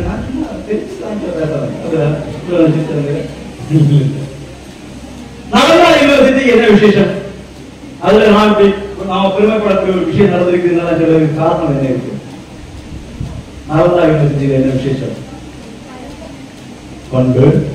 பண்டு வந்த காலத்து பிரிட்டிஷ் வந்த விசேஷம் இல்லை. அது மும்பை முஸ்லிம் ஆக்கிரமிப்பு நம்ம நாட்டுல வந்த காலத்துல பக்தியான வீழ்ச்சி அப்படின்னு அந்த நலந்தா யூனிவர்சிட்டியோட விசேஷம் என்னன்னா 10,000 மாணவர்கள் தங்கி படிச்சாங்க. காலேஜ் படிக்கீங்க first year second year third year எல்லா குரூப் சேர்த்தாலும் ஒரு 1000 பேர் இருப்பாங்க இல்லையா? 10,000 பேர் அங்க தங்கி படிச்சிருக்காங்க. அந்த அளவுக்கு பெரிய யூனிவர்சிட்டி, உலகம் விஸ்வவித்யாலயா உலக அளவுக்கு பெரிய யூனிவர்சிட்டியாக இருந்து உலக நாடுகளில் இருந்தெல்லாம் மாணவர்கள் வந்திருந்தார்கள். 10,000க்கு மேற்பட்ட மாணவர்கள் வந்து படித்தார்கள். 600க்கு மேற்பட்ட விஷயங்களை படித்தார்கள். 1000க்கு மேற்பட்ட ஆசிரியர்கள் இருந்தார்கள். இவர்கள் தங்கி படிப்பதற்கு கட்டடங்கள் இருந்தது. எப்போ? குறைஞ்சது 1000 வருடங்களுக்கு முன்னால. இப்ப நம்ம 1 மாடி 2 மாடி இருக்க மாதிரி அன்னைக்கு 7 மாடி கட்டடங்கள் இருந்தது. ஒரு 4 மாடி கட்டடம் முழுக்க இதே மாதிரி ஒரு ஹால் முழுக்க லைப்ரரியாக இருந்தது. லைப்ரரிய மொத்தத்தையும் பத்தியாக கிழிச்சு எரிச்சு போட்டா அந்த தீ அணையதுக்கு 1 மாசத்துக்கு மேல ஆச்சு. அந்த யூனிவர்சிட்டி அந்த லைப்ரரிக்குள்ளார இருந்த ஓலைச்சுவடிகள் புத்தகங்கள் எரிந்து தீர்வதற்கு 1 மாசத்துக்கு மேல ஆச்சு. எவ்வளவு பெரிய பொக்கிஷங்களை நம்மிடம் இருந்து அழித்தார்கள். நலந்தா பல்கலைக்கழகத்தை தரப்பட்டார்கள், இடித்து போட்டார்கள். இன்னைக்கும் அதன் மிச்ச நிலையில அப்படியே வச்சுதான் இப்ப இருக்கக்கூடிய மத்திய அரசாங்கம் அதை புதுப்பித்து அந்த நலந்தா பல்கலைக்கழகத்தை மறுபடியும் கொண்டு வருகின்ற உலக அளவுக்கு நலந்தா தக்ஷசீலா போன்ற பல்கலைக்கழகங்கள் வெளிச்சம் காட்டிய அறிவு காட்டிய நாடு நம்முடைய பாரதம். பெருமை வேணுமா வேண்டாமா நமக்கு? அப்ப நலந்தா பல்கலைக்கழகத்தை ரீகன்ஸ்ட்ரக்ட் பண்ணாங்களே, நமக்கு தெரியவே இல்லையே. உங்களுக்கு தெரிஞ்சீங்க பக்கத்துல எங்கேயாவது பல்கலைக்கழகம் இருக்கலாம், பக்கத்துல எங்கேயாவது பல்கலைக்கழகம் இருக்கலாம். ஆமா, மனோன்மணிய சுந்தரனார் யூனிவர்சிட்டி இருக்கா? மனோன்மணிய சுந்தரம் யூனிவர்சிட்டினா என்னது? அதாவது எம்எஸ் யூனிவர்சிட்டி. மனோன்மணிய சுந்தரம் புட்பாலும் தெரியாது. எம்எஸ் யூனிவர்சிட்டி இல்லையா? பக்கத்துல வேற யூனிவர்சிட்டியாவது இருக்கிற அடையாளம் தெரியுமா? வரலாறு தெரியுமா? கொனாப்பா இங்க கன்னியாகுமரி மாவட்டத்தில் உங்க பக்கத்துல கொனாப்பா அங்க இருக்கு. புதுக்கடை பக்கத்துல இருந்து யாராவது இருக்கீங்களா? இருந்தாலும் கேட்க மாட்டாங்க. ஏதோ கேட்டு பார்த்தாங்க. புதுக்கடை பக்கத்துல இருக்கீங்க, 1 2 பேர் இருக்கீங்க, 3 பேர் இருக்கீங்க. உங்க பக்கத்துல எங்கேயாவது பல்கலைக்கழகம் இருந்த மாதிரி கேள்விப்பட்டீங்களா? தெரியல. யாருக்காவது தெரியுமா? 4 பேர் இருக்கீங்க. புதுக்கடையில் 4 பேர் இருக்கீங்க. தெரியல. பார்த்திபபுரம் அப்படின்னு கேள்விப்பட்டீங்களா? பார்த்திப கேசவபுரம். பார்த்திபபுரம் அது என்னது? அங்க கோயில் சார், அவ்வளவுதான். இல்ல, பார்த்திப கேசவபுரம் சாலை அது பல்கலைக்கழகம். நம்ம கன்னியாகுமரி மாவட்டத்துல புதுக்கடையில பெரிய பல்கலைக்கழகம் பார்த்திப கேசவபுரம் சாலை. திருவனந்தபுரத்துல ஒரு சாலை ஒன்று, திருவனந்தபுரத்துல ஒரு சாலை உண்டு, ஒரு தெரு. அந்த தெருவுக்கு சாலைன்னு பேரு. உண்மையில யூனிவர்சிட்டி சாலை எங்கெல்லாம் பாடசாலை படிக்க முடியாது. சாலைன்னு ஒரு இடம் வந்தாலே அது படிக்க முடியாது. பாடசாலை ஒரு பல்கலைக்கழகம் இருக்கிறார். பார்த்திப கேசவபுரம் பல்கலைக்கழகம் இருக்கிறார். எல்லாத்தையும் அழித்து ஆக்கிரமிப்பாளர்கள் அழித்து போட்டு நம்மை அறிவினாளர்களால் அடக்கி வைத்து ஆங்கிலேயர்கள் அதற்கு பின்னால் அவங்க இஸ்லாமியர்கள் ஒரு 80 வருடங்கள் ஆக்கிரமித்து கொள்ளையடித்தார்கள். அடுத்த 400 வருடம் ஆங்கிலேயர்கள் அவங்க பார்த்து ஆக்கிரமித்தார்கள், கொள்ளையடித்தார்கள். இப்படி நம்முடைய அறிவை எல்லாம் மருங்கடித்து விட்டு நாம எல்லாம் முட்டாள்கள் அப்படின்னு சொன்னபோது நாம அதை எதிரையும் ஏற்றிக்கொண்டு நம்முடைய தேசத்தினுடைய பெருமை, நம்முடைய கலாச்சாரத்தினுடைய பெருமை. நாம இன்னைக்கு நீங்க ப்ரொஃபசர் லெக்சரர் சொல்லுவாங்க. லெக்சரர்னா என்ன? லெக்சரர் ஸ்கூல்ல உள்ளவங்க டீச்சர் சொல்லுவோம். இங்க வந்தவங்க லெக்சரர் ஆகிடுவாங்க. என்ன லெக்சரர்னா என்ன? லெக்சரிங்னா என்ன? இதுதான் லெக்சர் இல்லையா? பேசுதல். அவங்க பேசுறாங்க, ஸ்கூல்ல படிப்பாங்க. புரியுதா? வித்தியாசம் புரியுதா? லெக்சரர் பேசணும், ஸ்கூல்ல டீச்சர் படிப்பிக்கணும். லெக்சரர் பேசணும்னா லெக்சரர் எப்படி இருக்கணும்? அவ்வளவு ஞானம் உள்ளவர்களாக இருக்கணும். அவங்க படிச்சு அறிவை சேர்த்து வச்சு உங்களோட புத்தகத்தை எடுத்து ஒரு லெக்சரர் பாடம் எடுக்கிறாங்கன்னா நல்லா இருக்கும். தேவைக்கு பார்க்கலாம். மற்றபடி அவங்க தங்களுக்குள்ளால் இருந்து உங்களுக்கு படத்தை விட வேண்டும். ஆகவே நீங்க கேட்டு தெரிந்து கொள்ள வேண்டும். சில பெரியவங்கள வரலாறு படிக்கும் போது இவர் கல்வி கேள்விகளில் சிறந்து விளங்குகிறார் அப்படின்னு படிப்பீங்க. படிச்சுக்க. கல்வி கேள்விகளில் சிறந்து விளங்குதுன்னா என்ன? கல்வி கேள்விகளில் சிறந்து விளங்குதுன்னா என்ன தேவை சொல்லுங்க, ஒண்ணும் பிரச்சனை சுதந்திரம். கல்வி கேள்விகளில் சிறந்து விளங்குதுன்னா எப்படி?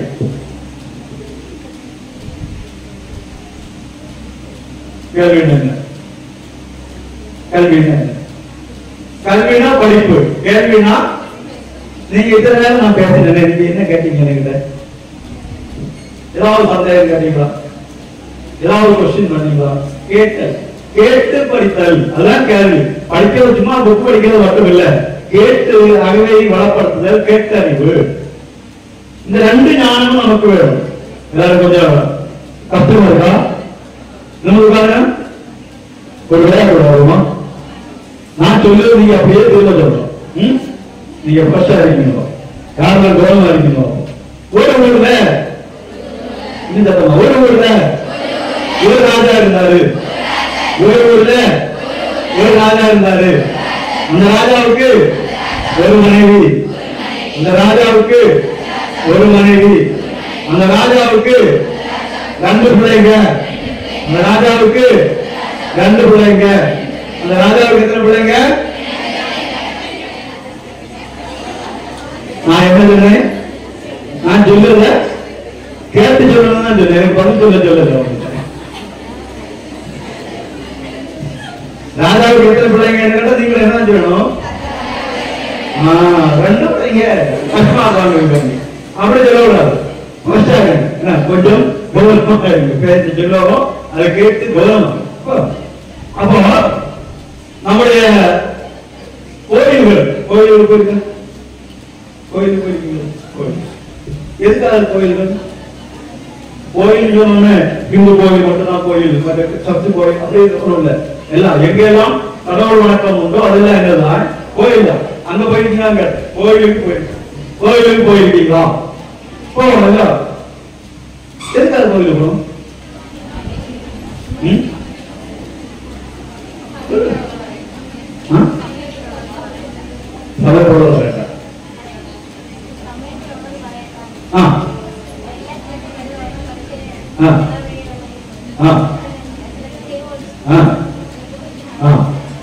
பூமிக்குள்ள எல்லா இடத்துலயும் என்ன இருக்கான்?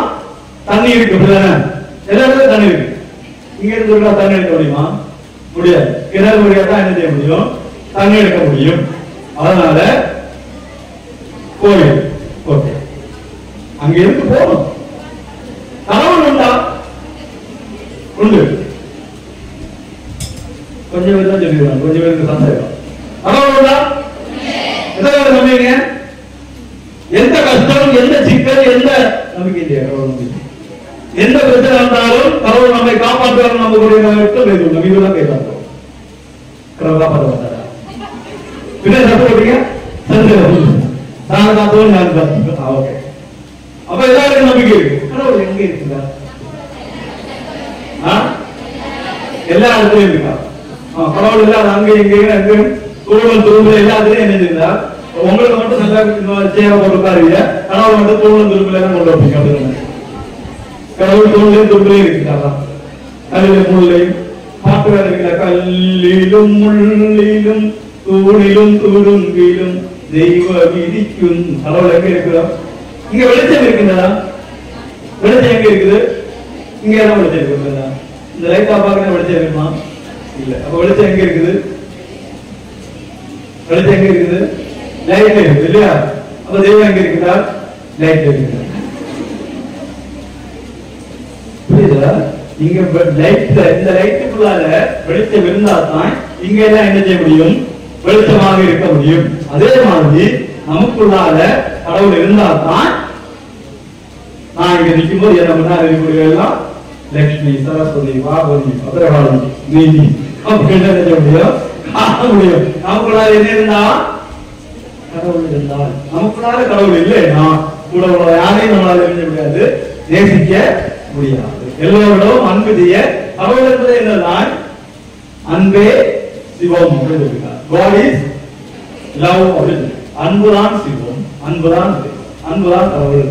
அந்த அன்பு எப்படிப்பட்ட அன்பா இருக்கணும்? ஒரு நாள் ராத்திரி சூட்கேஸ் எடுத்துட்டு அந்த அன்பா இருக்கக்கூடாது. அன்பு என்பது ஒவ்வொரு உயிரினங்களை பார்க்கும் பொழுதும் வர வேண்டும். எல்லா உயிரினங்களும் எல்லாமே என்னுடைய சக மனிதர்கள், எல்லாமே என்னுடைய சக மனிதர்கள் இருக்கின்ற நேசம் வரும். அந்த அன்பு தான் என்ன அன்பு? உண்மையான அன்பு. அந்த அன்புடைய முக்கிய பருவம் தான் என்னது? கடவுள் நம்பிக்கை. அப்ப எல்லாருக்கும் கடவுள் நம்பிக்கை. கடவுள் இருக்கின்றார். கடவுள் எங்க இருக்கின்றார்? நமக்குள்ள இருக்கின்றார். எத்தனை பேர் பார்த்துருக்கீங்க நமக்குள்ள இருக்கிறவங்க? உங்களோட இருக்கின்றார். யாராவது பார்த்துருக்கீங்களா?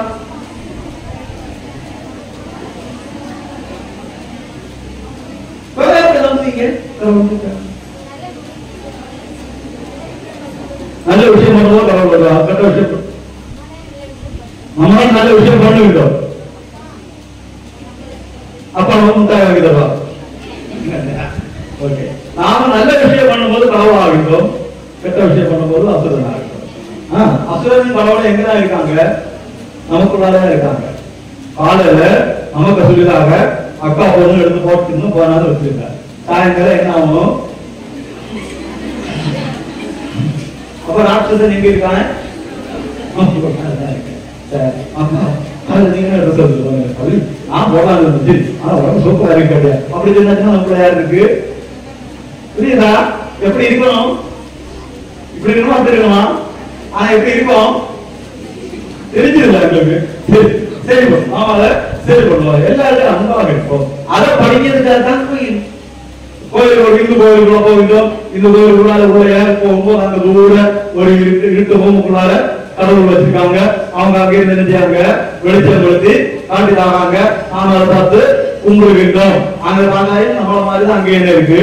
புறம் இருக்கின்றது, கை இருக்கின்றது, எல்லாம் நம்மள மாதிரி தான் ஒரு ஆளுங்க வருவாங்க. அப்போ நமக்கு என்ன ஐடென்டிபிகேஷன் ஆகணும்?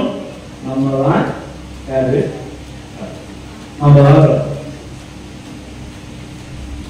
ஒரு முஸ்லீம் வழிபாட்டு தலத்துக்குள்ள போனால், ஒரு கிறிஸ்தவ வழிபாட்டுக்குள்ள போனால், அங்க போனால் அங்க காண முடியாது. இதே மாதிரிதான் அவர்கள் உபதேசம் செய்வார்கள். நாம் அதை புரிந்து கொண்டு நம்முடைய வாழ்க்கையை கடைபிடிக்கணும். அதுக்காகத்தான் இதுக்கு போக வேண்டும். முழு நம்பிக்கையோட போக வேண்டும். எனக்கு படிக்கும் போது நான் ஏதாவது ஒரு சிலர் புருஷோ ஓமோ ஏதாவது எழுதிட்டு தான் நான் படிப்பேன் அப்படி உள்ளவங்க, அதுதான் மூட நம்பிக்கை சார். நாங்கெல்லாம் 224 கிட்ஸ் இல்லையா?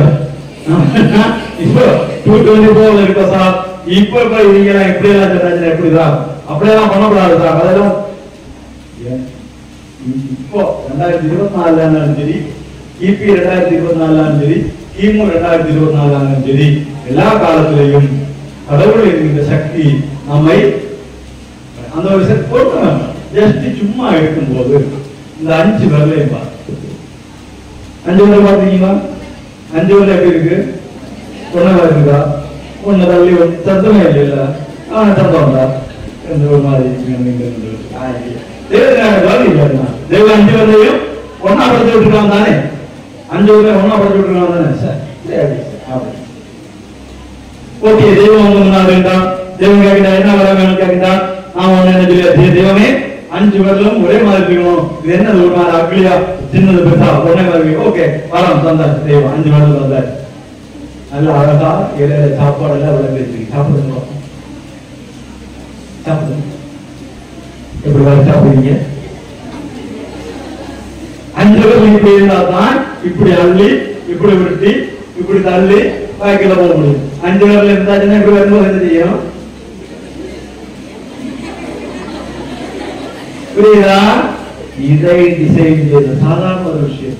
இதை டிசைன் செய்த ஒரு சக்தி இந்த உலகத்துல பிரபஞ்சத்தில் இருக்குதுன்னா அந்த சக்தியை தான் நாம அல்லா என்பார் சில பேர்கள், முருகன் என்பார் சில பேர்கள், இயேசு என்பார் சில பேர்கள், எல்லாம் ஒன்றே உணவீர்கள். எல்லாமே என்னதான் அந்த சக்தி இதையும் இவ்வளவு டிசைன் செய்த ஒரு சக்தி. அதுக்கு கொஞ்சம் பேரு நவீன் சொல்லாங்க, கொஞ்சம் பேர் அல்லாஹ் சொல்லாங்க, கொஞ்சம் பேர் இயேசு சொல்லாங்க, கொஞ்சம் பேர் சிவன், கொஞ்சம் பேர் முருகன், கொஞ்சம் பேர் ஐயப்பன், கொஞ்சம் பேர் கணபதி. அது பேருதான் நிறைய போட்டாலும் எல்லாமே என்னதான் அந்த ஒரு சக்தி. அந்த சக்தியை தான் நாம என்ன செய்கிறோம்? வணங்குகின்றோம், வணங்க வேண்டும். நாம கண் கண்டு நம்முடைய கண் முன்னால காணக்கூடிய தெய்வங்கள் யாரு? மாதா. இன்னைக்கு காலையில காலேஜ் நீங்க அறுவை பண்ணி இல்லையா? இல்லையா?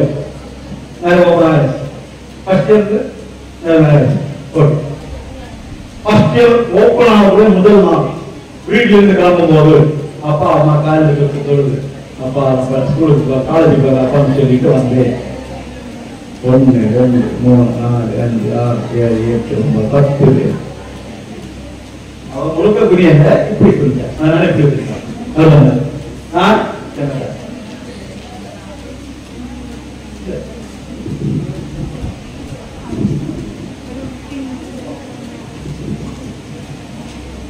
நான் தொழில்நுட்ப வந்தேன் அப்படின்னு சொல்லி 10 பேர் தான் இருக்காங்க. இங்க இருக்கக்கூடிய 100 பேர்ல 10 பேர் தான் இருக்காங்க.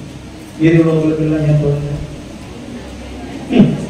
அந்த இங்க ஓப்பன் எல்லாம் பட்டி கடிச்சு துக்குற மாதிரி கிடந்தா அந்த துணி வாங்கி தர கேட்டு வாங்கி தரல. உங்களுக்கு கும்பிடுவேன்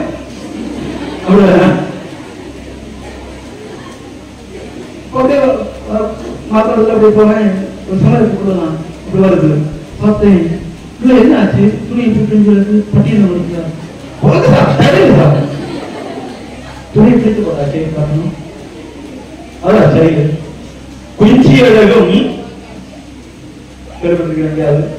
குஞ்சி அழகும் குழந்தானை கோட்டழகும் மஞ்சள் அழகும் அழகல்ல நெஞ்சகத்து நல்லம் நாம் எனும் நடுவு நிலைமையால் கல்வி அழகே அழகு.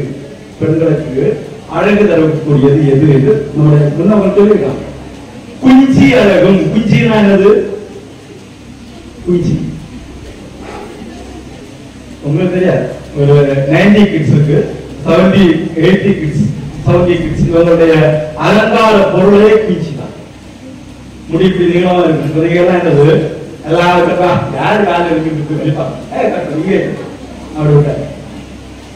அவங்க அப்படி நீளத்தை அப்படியே விட்டுட்டு 3 குஞ்சலம் உண்டு, 3 உருண்டை அது பேக்ல கட்டி போட்டுவாங்க. அவங்க காலேஜுக்கு போவோம்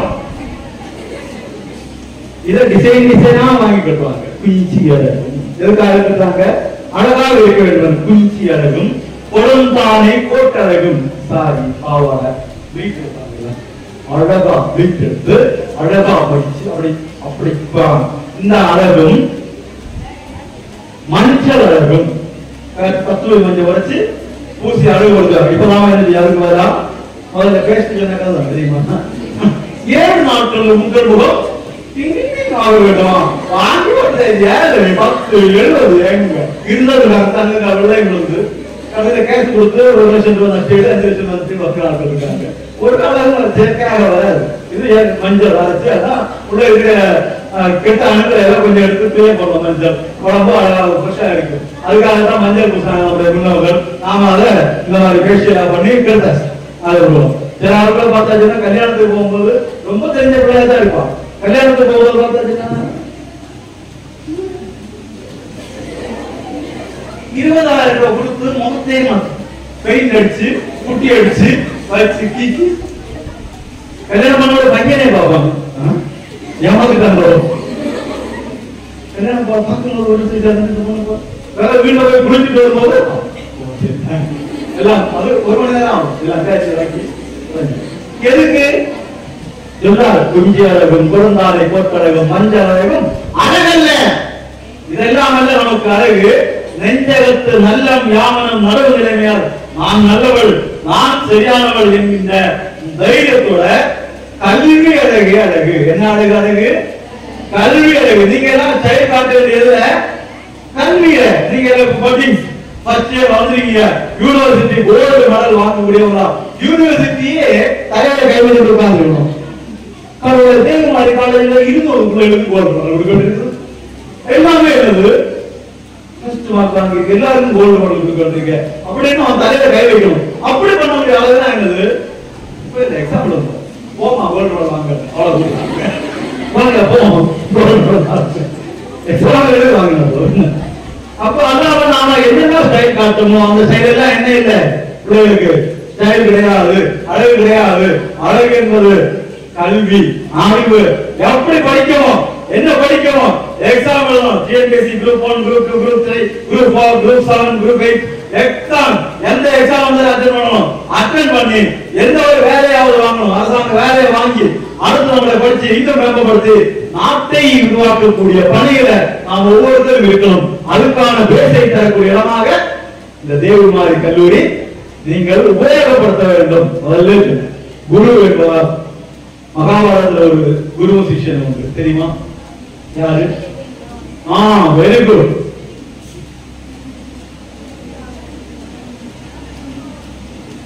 பணப்போட தரலன்னா பாவம்.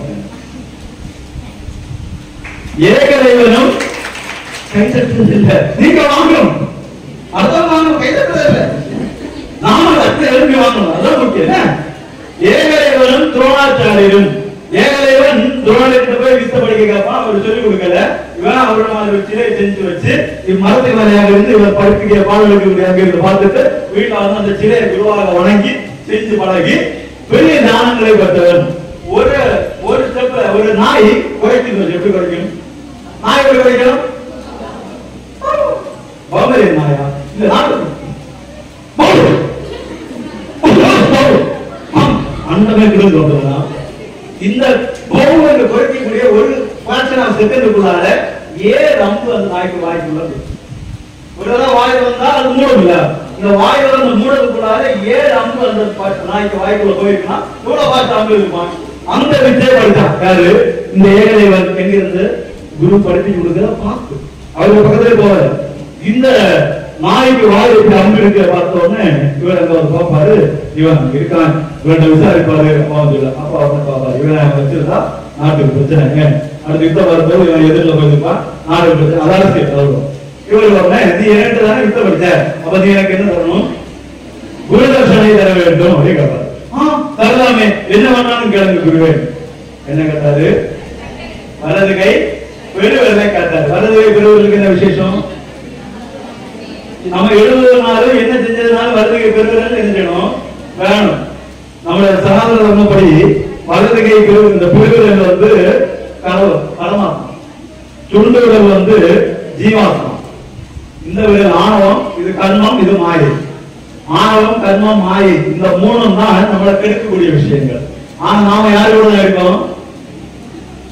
ஜீவாத்மா யாரு கூட தான் இருக்கோம்? எப்போ ஆணவம், கர்மம், மாயை கூட தான் இருக்கின்றோம். அங்கிருந்து நாம இங்க வரணும். இந்த ஆணவம், கர்மம், மாயை கூட சேர்ந்து இருந்தா தான் இப்படி அடிச்சாது என்ன செய்யும்? வலிக்கல, இப்படி அடிச்சா வலிக்கும். அப்ப எல்லா பிரச்சனையும் காரணம் அடிச்சு பார்க்காது, கேஸ் கொடுப்பா. இந்த பிரச்சனைக்கு காரணம் யாரு?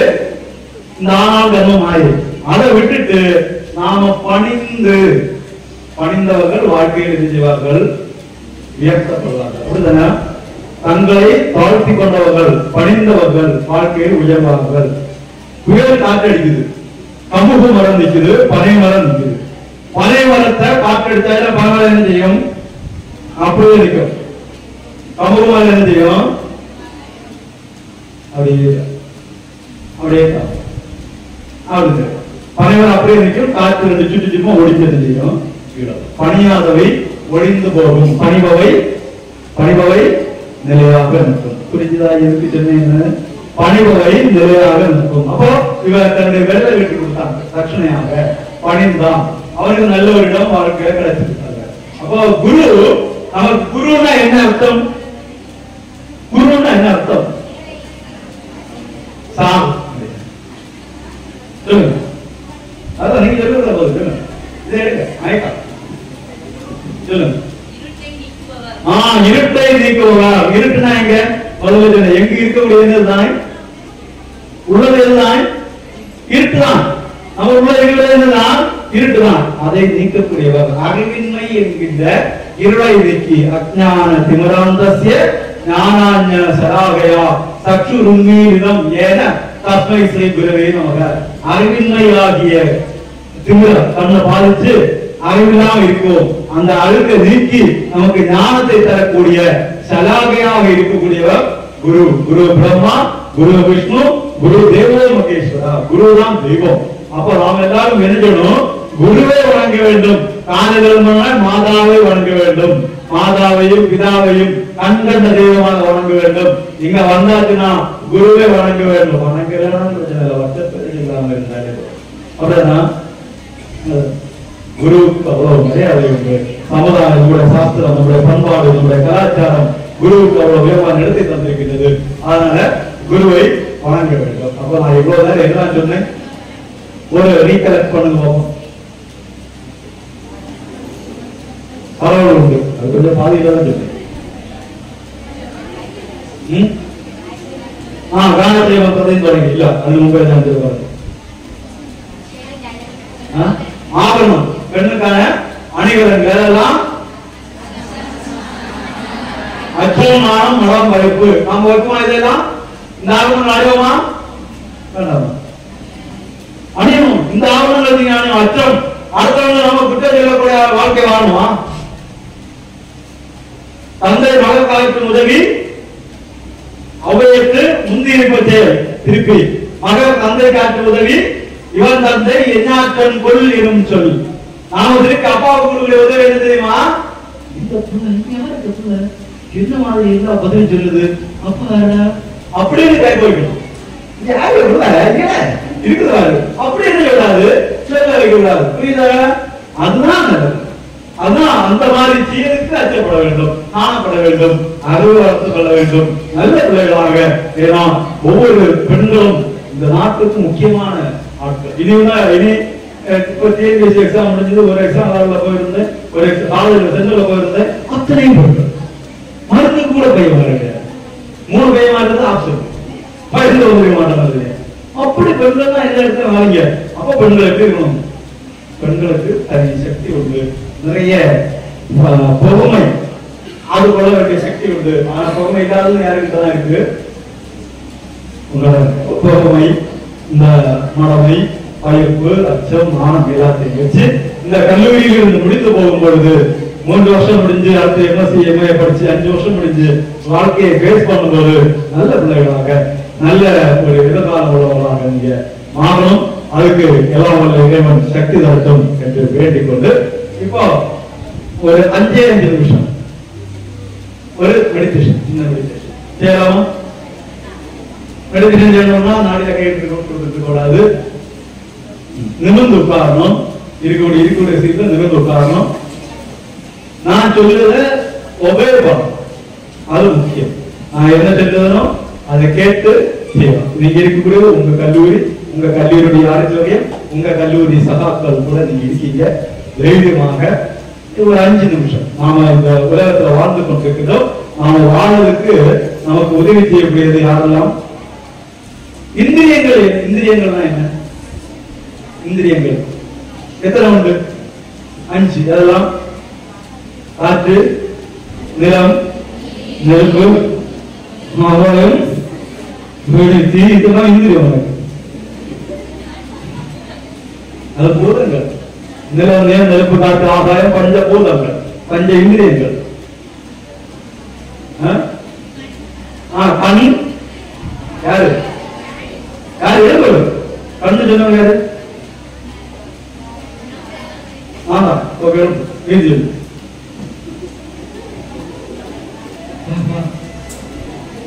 யாரு யாரு சொல்லலாம்? எழுந்து சொல்லுங்க.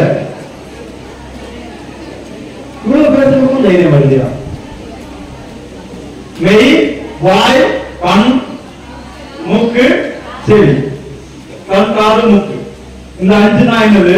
பஞ்ச இந்திரியங்கள். இந்த 5 மூலமாகத்தான் நாம இந்த உலகத்தை அனுபவித்துக் கொண்டிருக்கிறோம் தானே? இந்த 5 இல்லைன்னா மெய். மெய்யுடைய வேலை என்னது? தொடுமணத்தை. யாராவது நம்மளை வந்து தொட்டா தான் என்ன செய்வோம்? இல்ல நல்ல காற்று, என்ன சூடு, அதுங்க வந்து பட்டா தான் நாம என்ன செய்வோம்? அறிவோம். லட்டு இருக்கு, ஜிலேபி இருக்கு, நம்ம வாயில வந்து பத்தா தான் நாக்கு என்ன செய்யும்? என்ன டேஸ்ட் அறியும். அது அங்க இருக்க மாதிரி தெரியுமா? டேஸ்ட் தெரியாது. காது, நான் பேசுறேன், இது உங்க காதுல வந்து சேர்ந்தால்தான் நீங்க நான் என்ன பேசுகிறேன்னு கேட்பீங்க. அது வரைக்கும் தெரியாது. மூக்கு, அடுத்த வீட்டுல கோழி பிரியாணி மணக்குது. அதை அப்படியே காத்துல நம்ம மூக்கில பட்டாதான் என்ன செய்வோம்? என்ன வேணும்? கோழி போய் சோகம் எடுத்துட்டு வந்து அவன் கோழி பிரியாணி சாப்பிடலாம், நம்ம கோழி வேணா பிரியாணி சாப்பிடலாம் இல்ல? கண்ணு இருக்கே, கண்ணு அழகான சுடிதான், அழகான மிடி, அழகான நெக்லஸ், அழகான பூ இங்க வந்து போடணுமா? இது என்ன செய்யும்? புரியுதா? மீதி 4க்கும் அதனுடைய உணர்பட விஷயங்கள் இங்க வந்து போடணும். கண்ணுக்கு பட்டு வந்த உணர்பட விஷயத்தை தேடி அது என்ன செய்யும்? போகும். இந்த 5 மோசமானது இது கண்ணு. ஏன்? அது பார்க்கிற போய்தான் பிரச்சனை இல்லையா? அதனாலதான் ஞானிகள் கண்களை மூடி இருந்தார்கள். இப்ப நீங்களும் என்ன செய்வீங்க? கண்களை மூடி இருக்கும். ஒரு 5 நிமிடம் கண்களை மூடி இருக்க போகிறீர்கள். நான் அதை முடிக்கும் வரைக்கும் அப்படியே எங்களை வாங்கும். நாம இந்த இந்திரியங்களுக்கு நன்றி சொல்லணும். இந்த இந்திரியங்கள் சரியான விதத்துல ஆரோக்கியமாக இருக்கணும். என்னுடைய இந்திரியங்கள், என்னுடைய உறுப்புகள் ஆரோக்கியமாக, லங்ஸ் நல்லா சுவாசிக்கணும், காற்று நல்லா குடிக்கணும், கைகள் நல்லா இயங்கணும், எல்லா இந்திரியங்களும் காது கேட்கணும், கண் காணணும். அப்படி இருந்தா தான் நமக்கு ஆரோக்கியமாக இருக்க முடியும். அதனால நம்மை ஆரோக்கியமாக வைத்திருக்கக்கூடிய இந்திரியங்கள் என்னைக்காவது நன்றி சொல்லியிருக்கீங்களா? என்னைக்காவது நன்றி சொல்லிருக்கீங்க இந்திரியங்கள்ட்ட? கண்ணுக்கு நன்றி சொல்லி, கண்ணே நீ நல்லா இருக்கிறதுனால எனக்கு படிக்க முடியுதுன்னு சொல்லிருக்கீங்களா? அப்பா நீங்க ரொம்ப நல்ல அப்பா, நான் கேட்ட உடனே சில கத்திங்களப்பா நன்றி சொல்லுவீங்களா? கண்ணுக்கு ஏன் செய்யக்கூடாது? காதுக்கு ஏன் நன்றி சொல்லக்கூடாது? சொல்லுவோமா? ஒரு 5 நிமிஷம் கண்களை மூடி நிமிர்ந்து உட்காருங்க. 90 டிகிரி இதுதான் நம்முடைய இருப்பு. 90 டிகிரி உட்காருங்க. சாந்தெல்லாம் கிடக்க வேண்டாம். நிமிர்ந்து உட்காருங்க. நல்ல கண்களை மூடிக்கொள்ளுங்க. நான் திறக்க சொல்லும் வரைக்கும் கண்களை திறக்க கூடாது. அவங்கதான் நல்ல பிள்ளைங்க. கண்களை மூடி வந்துருங்க. கைகள் மடியில அப்படி நிமிர்ந்து இருக்கட்டும். அடுத்துதான் தம்ஸ் அப் வைக்க சொல்லுவேன். அப்ப நீங்க இப்படி 2 கையை பெருவிரலை மட்டும் இப்படி நிமிர்த்தி வைக்கணும். அடுத்து பெருவிரல் நுனியும் ஆட்காட்டி விரல் நுனியும் தொட சொல்லுவேன். இப்படி தொடணும். அடுத்து மோதிர விரல் தொட சொல்லுவேன். இப்படி தொடணும். நடுவிரல் தொட சொல்லுவேன். இப்படி தொடணும். மோதிர விரல் தொட சொல்லுவேன். இதெல்லாம் இப்படி தலையில கண்ணிலிருந்து பார்க்க கூடாது. மோதிர விரல், கண்ணு, சூடுவிரல், நடுவிரல் வந்துடும். கண்களை மூடிய இருக்க வேண்டும். கை இப்படி மறந்து இருக்கட்டும். கண்கள் மூடி இருக்கட்டும். ஆரம்பிச்சாச்சு. நல்ல ஆழமாக ஒரு சுவாசத்தை எடுத்து ஓம் என்கின்ற ஒலி சொல்லி, இல்லைன்னா அதை அப்படியே விட முடியும். நல்ல ஆழமாக சுவாசம் எடுங்க.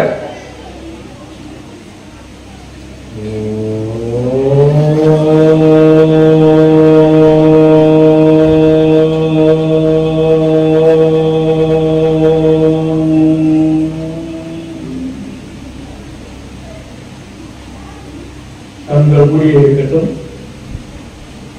நாம் அமர்ந்திருக்கும் இந்த இடத்தை சுற்றி நல்ல தெய்வீக ஆற்றலே நிரம்பி உள்ளது. நாம் இருக்கக்கூடிய இந்த இடத்தை சுற்றி நல்ல தெய்வீக ஆற்றலே நிரம்பி உள்ளது. நாம் இருக்கக்கூடிய இந்த கல்லூரி அரங்கம் முழுக்க இறை சக்தியால் நிரம்பி உள்ளது. அந்த இறை சாநித்தியம் நம் ஒவ்வொருவரின் பக்கத்திலே இருக்கும் பொழுது நம்மால் அதனுடைய சுகந்தத்தை உணர முடிகின்றது. நாம் அந்த இறை உணர்வை உணர முடிகின்றது. கண்ணை திறந்தெல்லாம் பார்க்க வேண்டாம். அப்படியே நாம உணர்ந்து கொண்டிருக்கின்றோம். நம்முடைய நாசிகள்ல நல்ல சந்தனம் வாசனை வந்து கொண்டிருக்கின்றது. நம்ம பக்கத்தில் இருக்கக்கூடிய ஒவ்வொருவருமே தெய்வத்தினுடைய குழந்தைகள், தெய்வத்தினுடைய அம்சங்கள். அவங்க உடம்புல நம்ம உடம்பு படுது, அப்படி நீக்க வேண்டாம், ஒண்ணு செய்ய வேண்டாம், அப்படியே உட்கார்ந்து இருக்கோம். நாம இந்த உலகத்துல பிறந்தோம். ஒரு 17 வயசு 18 வயசு வரைக்கும் வாழ்ந்துட்டோம். இதுவரைக்கும் நம்மை வழிநடத்தின, நாம இந்த உலகத்தை காணுவதற்கு உதவி செய்த நம்முடைய இந்திரியங்களுக்கு நாம் இதுவரைக்கும் எந்த நன்றியும் சொன்னதில்லை.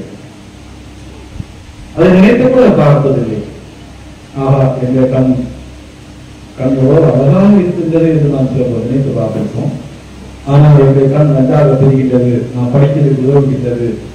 இப்ப கூட எங்க காலம் இருந்தது மெல்ல இப்படி திறந்து பார்க்கறதுக்கு, ஒரு கண் நடத்தி திறந்து பார்க்கறதுக்கு உதவி செய்கின்றது அப்படின்னு தான் நினைச்சிருக்கோம். ஆனா இந்த கண் நமக்கு உதவி செய்கின்றது என்று நாம நினைச்ச வேண்டியது, இப்ப நாம நினைக்க வேண்டும். நாம கண்களுக்கு நன்றி சொல்லுவோம். இப்ப நீங்க கான்செப்ட் சொன்னீங்க, கைகளை நோக்கி பெருவிரல் மேல் நோக்கி இருக்கும்படி கைகளை வைத்துக் கொள்ள வேண்டும். காலிலே இருக்கட்டும், கால் மணிக்கு மேல எல்லாருக்கும் மேலே இருக்கட்டும். பெருவிரல் மேல இருக்கணும், மீதி விரல்கள் நோக்கி பிடித்துக்க வேண்டும். பெருவிரல் வந்து அப்படியே இருக்கட்டும். கண்களை, நம்முடைய கண்களை நாம் நினைத்து பார்ப்போம். நம்முடைய கண்களுக்கு முன்னால் பார்ப்போம். கண்களை நீங்கள் இந்த பிரபஞ்சத்தை நான் காணுவதற்கு உதவி செய்கிறீர்கள். நான் தேடக்கூடிய அறிவு எனக்கு கிடைப்பதற்கு, நூல்களை படிப்பதற்கு நீங்கள் உதவி செய்கிறீர்கள். உங்களுக்கு என்னுடைய மனமார்ந்த நன்றியை தெரிவித்துக் கொள்கின்றேன். அப்படியே கண்களுக்கு ஒரு நன்றியை தெரிவித்துக் கொள்ளுங்கள். புன்னகைத்தபடியே முகத்திலே ஒரு சிரிப்பு இருக்கட்டும். நம்முடைய கூட்டுக்காரிகளை பார்க்கும்போது நாம சிரித்துக் கொண்டு பேசுவோமே, அதுபோல நம்முடைய கண்களிடம் சிரித்துக் கொண்டு ஒரு நன்றியை சொல்லுவோம்.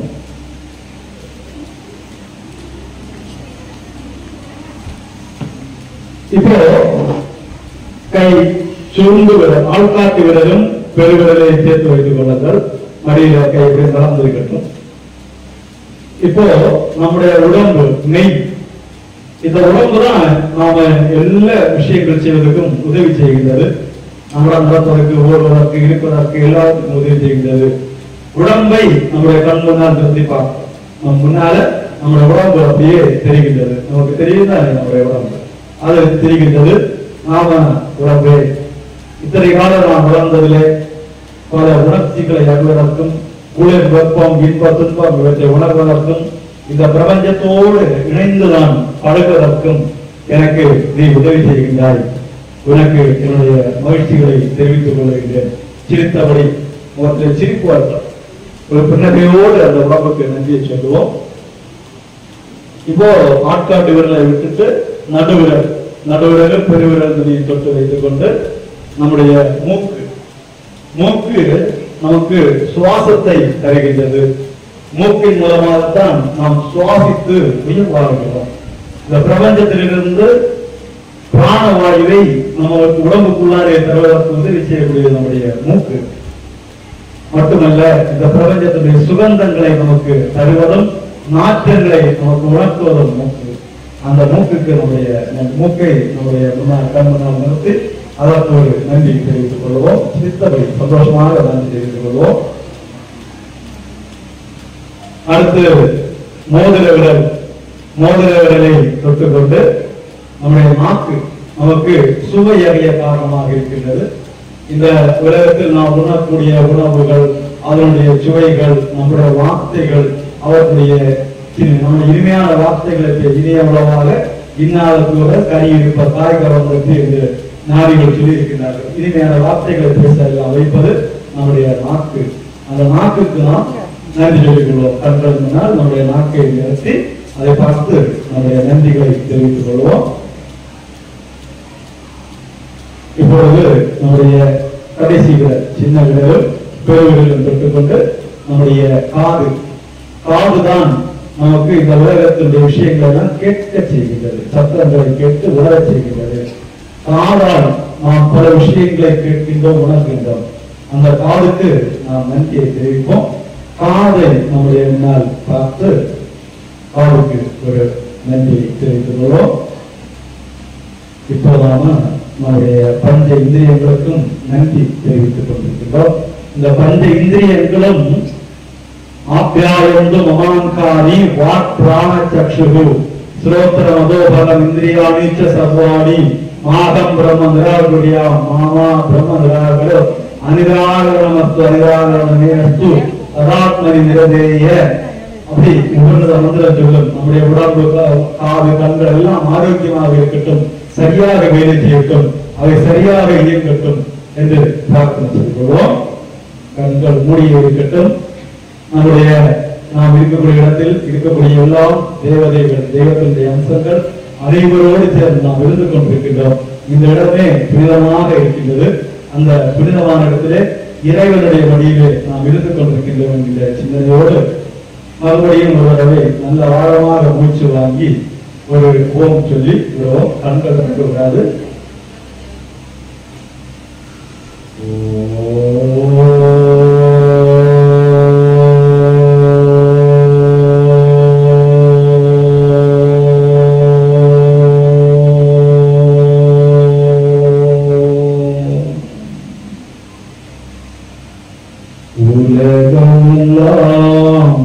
பருவமழை ஒத்தபடி பெய்யட்டும் உழவரெல்லாம் தானியத்தை உறப்புடனே பெருக்கட்டும் பல தொழில்கள் புரிகின்ற பாட்டாளி உயரட்டும் பகுத்துணவில் தொகுத்துணர்வு பண்பாட்டை வளர்க்கட்டும் கழகங்கள் போட்டி பலி கடந்து ஆட்சி நடக்கட்டும் கல்லாமை கடன் வறுமை களங்கங்கள் மறையட்டும் நலவாழ்வை அளிக்கும் மெய்ஞான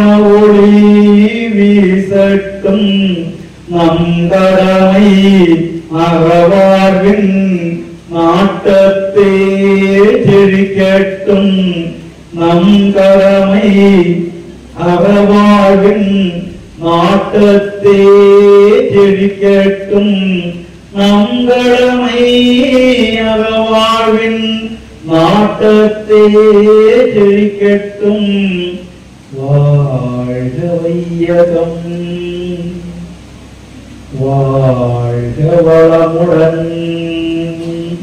இந்த பிரபஞ்சம் என்ன செய்கின்றதோ அதை நம்முடைய உடம்பும் செய்கின்றது.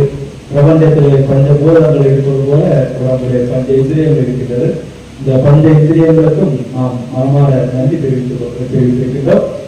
இந்த நன்றியோடு ஒரு சந்தோஷ உணவு உங்களுக்கு இருக்கும். இந்த சந்தோஷ உணவோடு 2 உள்ளங்கைகளையும் நன்றாக தேய்த்துக் கொள்ளுங்கள். 2 உள்ளங்கைகளை நன்றாக தேய்த்துக் கொள்ளுங்கள். கண்கள் மூடியே இருக்கட்டும். தேய்த்துக் கொண்டு 2 கைகளாலும் 2 கண்களையும் ஒட்டிக் கொள்ளுங்கள். உள்ளங்கை சூடாக இருக்கும். அந்த சூடு கண்களை படும்படி அந்த கண்களை வெட்டிக் கொள்ளுங்கள். வெட்டிக்கொண்டு ஒரு நல்ல வளர்ந்த பின்னணியோடு கண்களை திறந்து உள்ளங்கையில் பார்த்து அப்படியே உங்களுக்கு முன்னால் பாருங்கள். தேவதைகள் உட்கார்ந்துள்ளார்கள். தெய்வம் நமக்கு அனுப்பி தந்த வழிகாட்டிகள் நம்மை இனி 3 வருடங்களுக்கு பத்திரமாக பாதுகாத்துக் கொள்ளக்கூடியவர்கள் முன்னால் உட்கார்ந்திருக்கின்றார்கள். சந்தோஷமா இருக்கீங்களா? இல்லையா? இருக்கீங்களா? இத டெய்லி காலையில நைட்டு பண்ணுங்க. நைட்டு தூங்க போக முன்னால ஒரு 10 நிமிஷம் உட்கார்ந்து இன்னைக்கு என்னெல்லாம் செஞ்சோம் அப்படின்னு நினைவுபடுத்தி நமக்கு இதையெல்லாம் செய்ய வைத்த நம்முடைய உறுப்புகள் இந்திரியங்களுக்கு நன்றி சொல்லிட்டு தூங்க பார்ப்போம். உங்க வாழ்க்கை அடுத்த நிலைக்கு போகும். உயர்ந்த நிலைக்கு உங்களால் போக முடியும். முடிந்த அளவுக்கு தினசரி 9 தடவையாவது காயத்ரி மந்திரத்தை சொல்லுங்கள். வாழ்க்கை மேம்படும். படிக்கக்கூடியதெல்லாம் புரியும். அதற்கு எல்லாம் உள்ள இறைவன் உங்களுக்கு எல்லோருக்கும் எல்லா சக்தியும் தரட்டும். நீங்கள் எல்லோரும் வாழ்க்கையினுடைய நன்மைகளை அனுபவித்து நல்ல வாழ்க்கை வாழ கடவுள் உங்கள் ஒவ்வொருவர் மீதும் தன்னுடைய அந்த வரங்களை மழையாக பொழியட்டும் என்று எல்லாம் உள்ள இறை சக்தியை கிருஷ்ண பரமாத்மாவை வேண்டி இவருடைய வார்த்தைகளை நிறைவு செய்து மகிழ்ச்சி.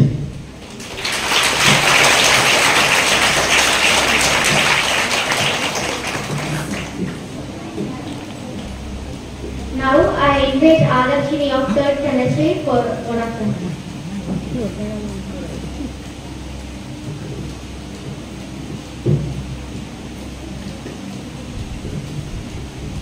முதலாவதாக நம்மை வாழ வைத்து வழிகாட்டும் இறை நாமத்திற்கு நன்றியை தெரிவித்துக் கொள்கிறேன். கரைசேர வரும் கப்பலுக்கு வழிகாட்டியாம் கலைஞரை தீபம் போல் இவ்விழாவிற்கு தலைமை தாங்கியிருக்கும் நமது கல்லூரி முதல்வர் டாக்டர் பிந்துஜா மேம் அவர்களுக்கு நெஞ்சு நிறைந்த நன்றிகளை கூறிக்கொள்கிறோம்.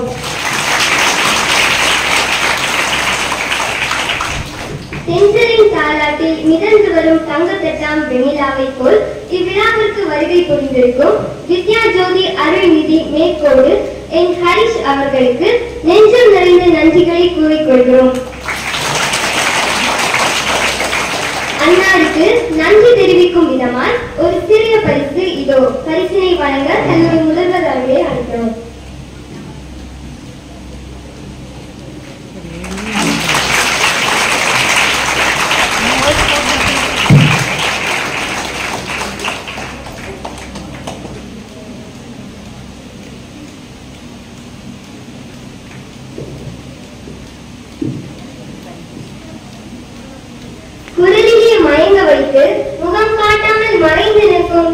போல் இவ்விழாவினை ஒருங்கமைத்து அனைத்து காரியங்களையும் செய்த ஆங்கில துறை பேராசிரியர்கள் திருமதி சுபாஷினி மேம், திருமதி திவ்யா மேம் மற்றும் டாக்டர் சுஜு மேம் அவர்களுக்கு நெஞ்சம் நிறைந்த நன்றிகளை தெரிவித்துக் கொள்கிறோம்.